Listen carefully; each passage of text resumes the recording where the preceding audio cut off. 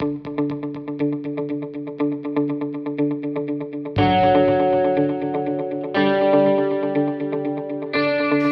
1998, and the war movie The Thin Red Line is a fictional account of U.S. troops fighting Japanese insurgents on the South Pacific island of Guadalcanal. And as men of the C Company 25th Infantry Division take the last remaining stronghold, a young soldier gives voice to a series of deep and ancient questions about meaning, about the thin red line between life, suffering, and death. Let's watch.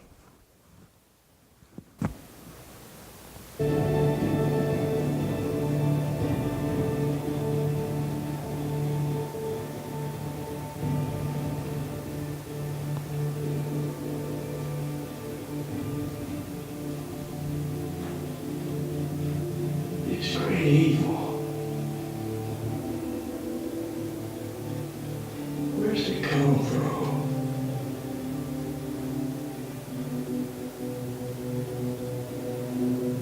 How did it steal into the world?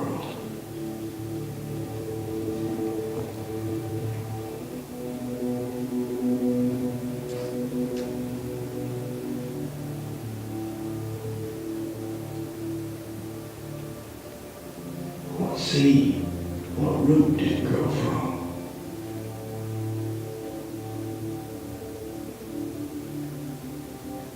Who's doing this? Who's killing us? Robbing us of life and light.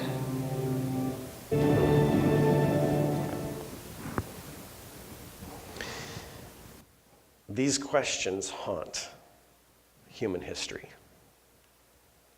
But long before this fictional film, God gave us a living example of the struggle we face to make sense out of life, suffering, and death. In Job chapter 1, you'll read this. There was a man in the land of Uz whose name was Job, and that man was blameless, upright, fearing God and turning away from evil. 7 sons and 3 daughters were born to him. His possessions also were 7,000 sheep, 3,000 camels, 500 yoke of oxen, 500 female donkeys, and very many servants. And that man was the greatest of all the men of the East. You see, Job's life was the ancient model of success. His was a life of the Fortune 500, the face of Forbes magazine, someone who in any world had made it. And we know what happens next. In the book of Job, Job is robbed of financial prosperity and security. His children all die in a tragic accident. His livestock are stolen from him. He falls victim to a painful and disfiguring chronic disease. And even his wife turns against him with the words, "Curse God and die." And then for the next 36 or so chapters, if you go through the book of Job, Job's so-called friends, instead of waiting with Job for God to speak, they try to defend God with what I call just bad theology and convince Job that he must have done something wrong. I mean, there was something in his life, though he was the greatest man in all of the East, there had to be something in his life that caused all of these traumatic events. But Job goes straight to the source. He addresses God, first by cursing the day of his birth, and then later by challenging God to a day in court where the injustices of his life might be evaluated before someone or something less prejudicial than God. I mean, he's asking for someone other than God to take him to court and say, was my life really all that bad? And what strikes me about this list of complaints is rather than jump into some ancient equivalent of an online social networking site to whine to others about his loss, Job turns to prayer.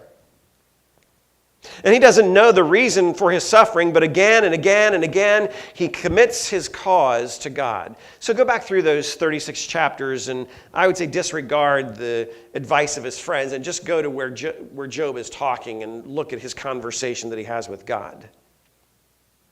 And so we come to chapter 14, verse 1. What's interesting is if you're familiar with poets and writers and thinkers, for some reason they have taken this verse, man who is born of woman is short-lived and full of turmoil, and they've grabbed onto that one. Poets, thinkers, writers, they love this verse because Job poetically writes, he writes of the brevity of life. And yet he isn't the only biblical writer who reminds us today, in something that we may not want to hear, but, our days are numbered. Our days are numbered. Moses, who lived 120 years, he gave us this look at our lifespan in Psalm 90:10. As for the days of our life, now remember, he lived 120 years, 40 years in Egypt, 40 years in the wilderness, 40 years leading his people in the wilderness, going to the promised land, 40, 40, and 40, 120 years. He says, as for the days of our life, they contain 70 years, or if due to strength, 80 years. And then he has this little, what I call a parenthetical to that, yet their pride is labor and sorrow, for soon it is gone and we fly away.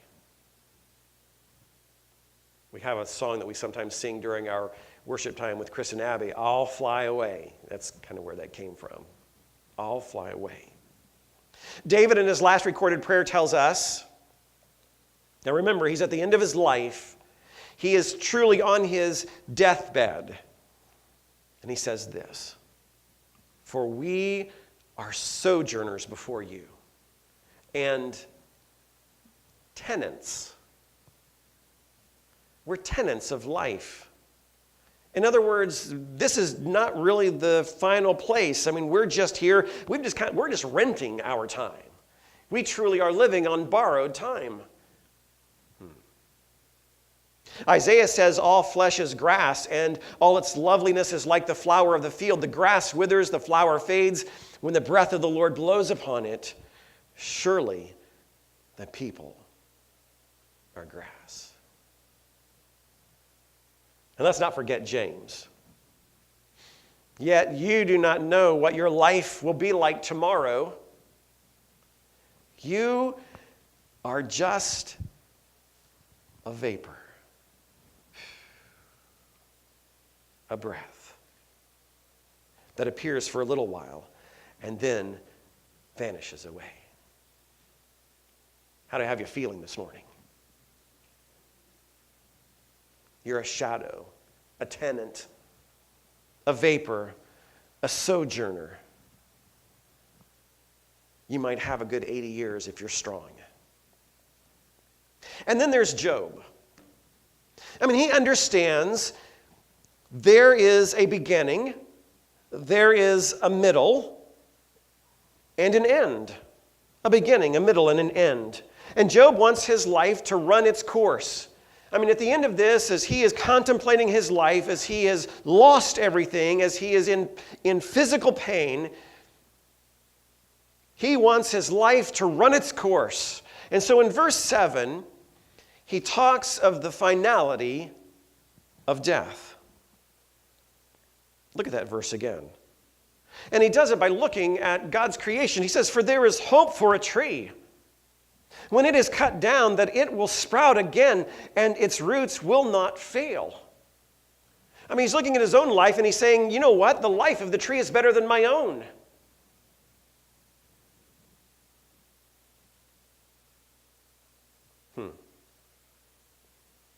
He says a tree is more hope than Job. I mean, in his present state, he says, the tree has more hope than I do. The picture he is giving is you can prune and cut down trees, but a small shoot, a tender branch, will begin to grow from it. I did some research this week. I thought, really, can trees really live that long?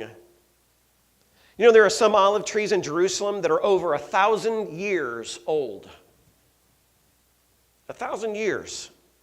The oldest tree in the United States until 2013 was a 4,845-year-old Great Britain bristlecone pine. They named it Methuselah. Appropriately so. It died, and while it was dying and they were looking at it, they found another pine in that same area. They won't tell you where it's at, but they estimate that it is over 5,000 years old. Sweden is the home to a 9,950-year-old Norway spruce. It's almost 10,000 years old.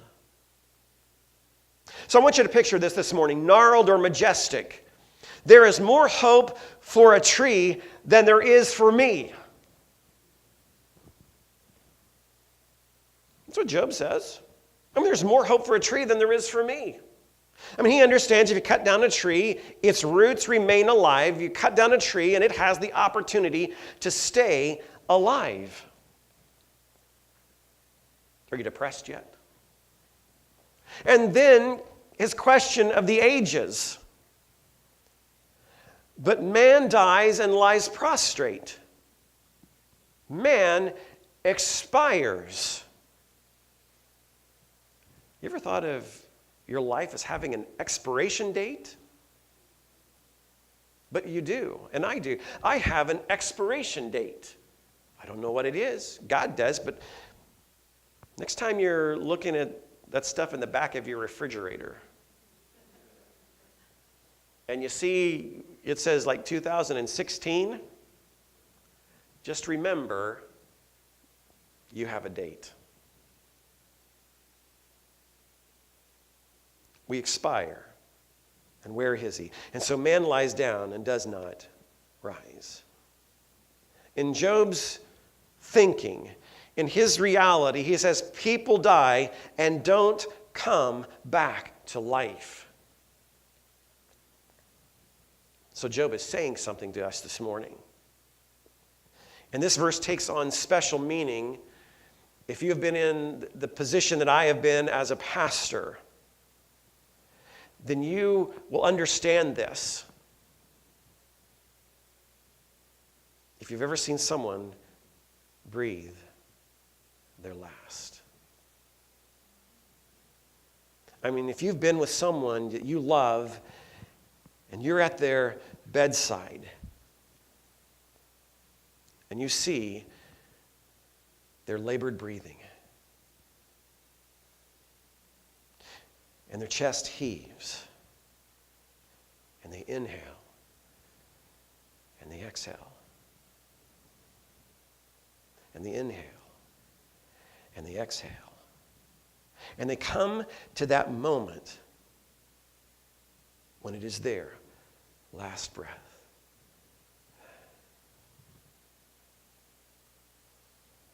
And you know something profound has taken place. The person you knew is no longer there. And Job asks the question, where is he? And it is the question each and every person in each and every generation will ask themselves. What happens when you die? And according to Job, according to what he has seen, according to his own reality, according to what he has heard, human beings don't come back to life.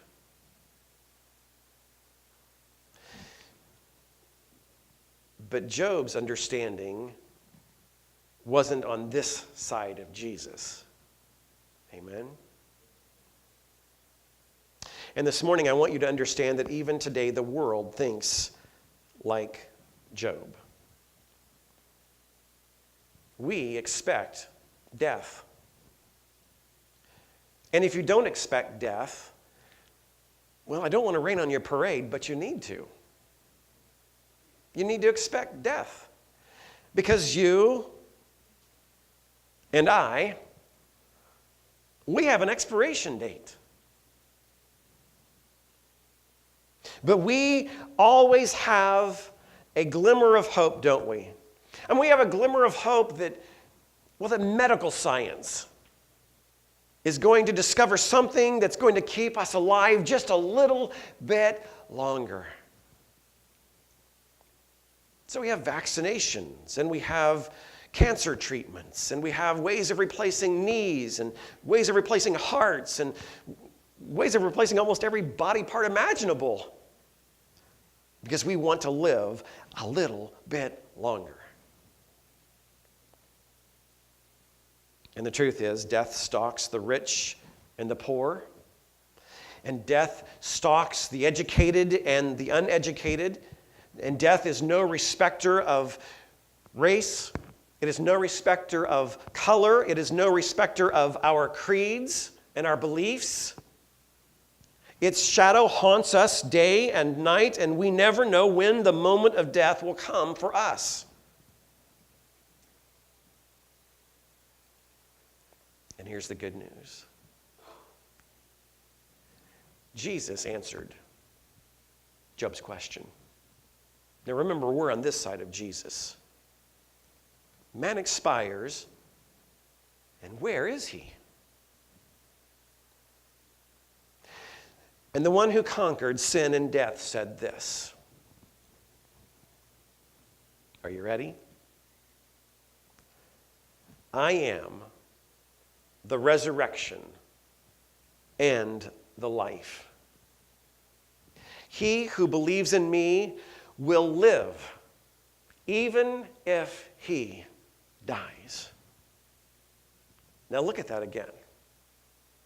Jesus had the audacity, he had the boldness to say, I am the resurrection and the life.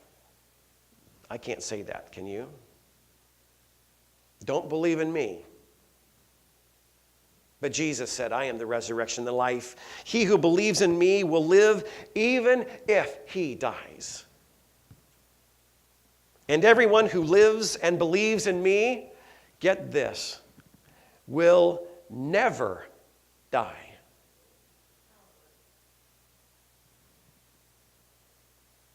And then Jesus' question for the ages and for us this morning.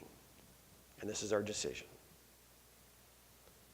Do you believe this? Do you believe this? Let's pray.